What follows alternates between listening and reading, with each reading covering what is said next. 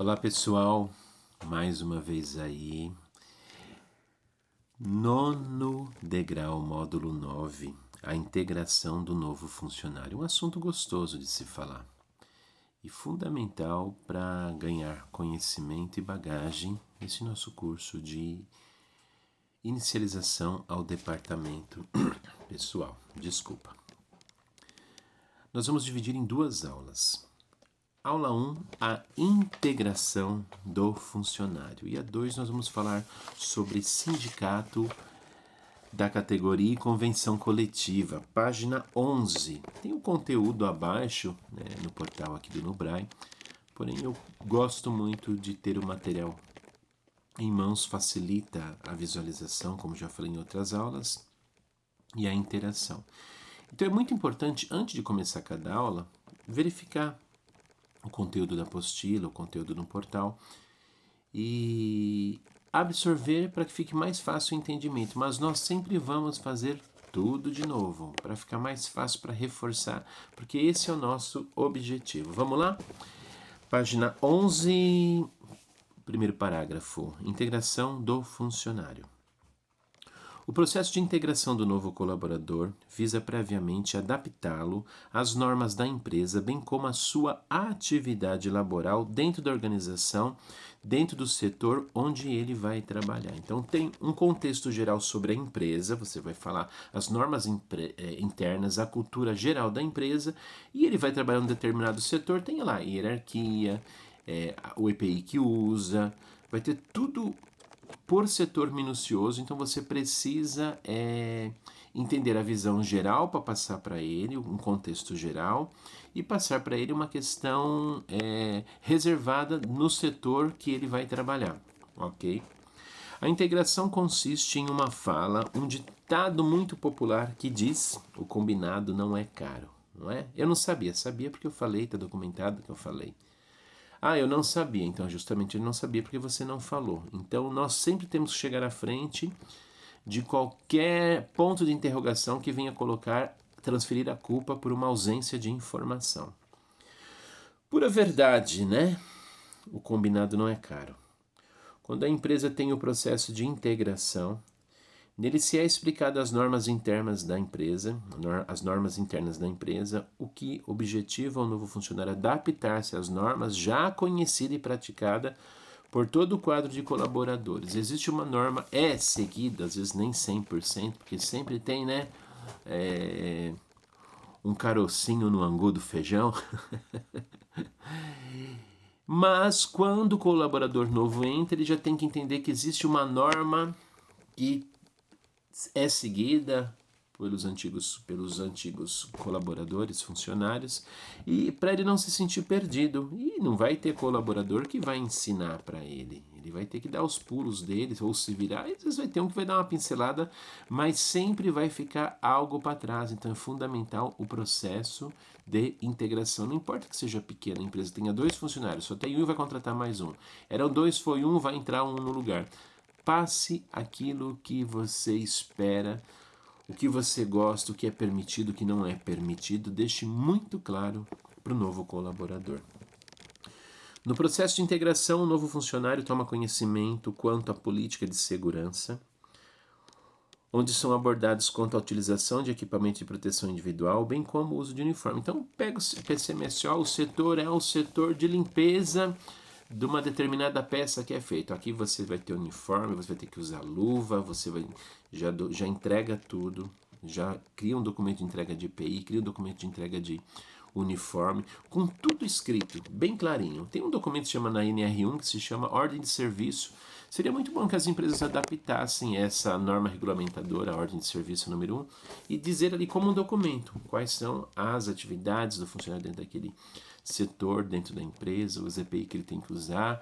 Então, deixar muito claro. E esteja ali no ato antes do início da elaboração naquele setor, você já faça a entrega de uniforme de EPI para já e colete a assinatura.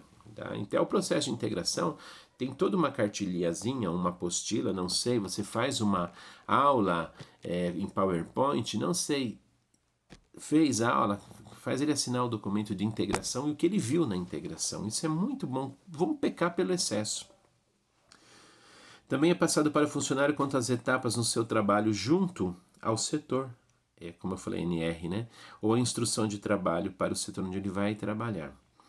Nesse momento de integração, também são abordadas regras contra a marcação de cartão correta. É muito bom dizer, ó, você pode marcar o cartão 5 minutos, a partir de 5 minutos antes das 8, das 7, o horário que ele vai trabalhar.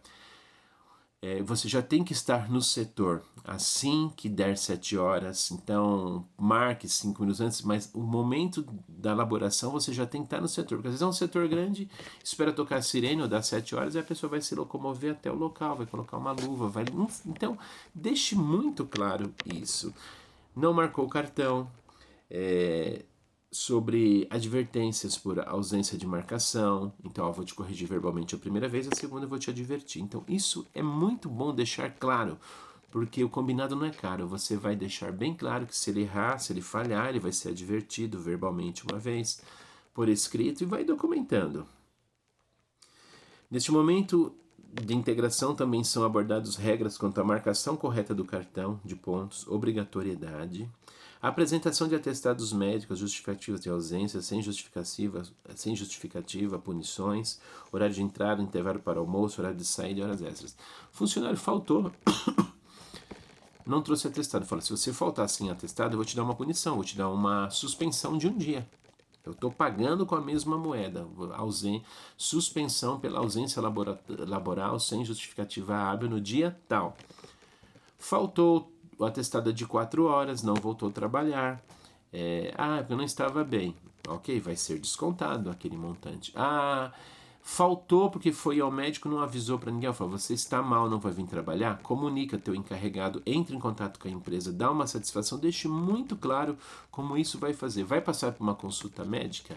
Programe essa consulta médica, avise a empresa para que o trabalho não seja prejudicado internamente pela ausência dele. Todo mundo tem problema, todo mundo tem que se cuidar, mas precisa ter uma posição de responsabilidade com relação à troca de benefícios. A empresa precisa dele, ele precisa da empresa, e a empresa não pode sofrer muitas vezes esse furo, esse buraco, porque faltou comunicação por parte do empregado para a empresa. Não vou vir amanhã. E se faltou para um problema mais grave, entre em contato, dá uma satisfação, porque quanto mais rápido a empresa já se programa pela reposição ou para administrar a atividade laboral sem aquele funcionário. Também se dá abertura para o funcionário esclarecer todas as dúvidas. Importante registrar esse momento através de lista de presença, como eu falei, o momento da integração. E se a empresa tiver uma cartilha demonstrativa sobre essas normas entregar, protocolar também entrega. A cartilha nossa está aqui, mas vamos dar uma pincelada. Recebeu cartilha tal, documento tal, explica, coloca um número de documento naquela cartilha e faz ele assinar, ok? Isso é muito bom. Fotografe o evento entre eles, né? Documenta como integração, novos 2 funcionários, novo funcionário. Cria uma agenda, uma ata disso. Sempre tenha coisas boas registradas. É de suma importância perguntar ao colaborador sobre seus dados bancários para efetuar o seu pagamento. Isso, na realidade, no próprio seu processo, pós-processo seletivo, você pode fazer, mas se faltou essa informação, é importante você perguntar para ele por quê. Porque às vezes você vai precisar abrir uma conta salário para o funcionário.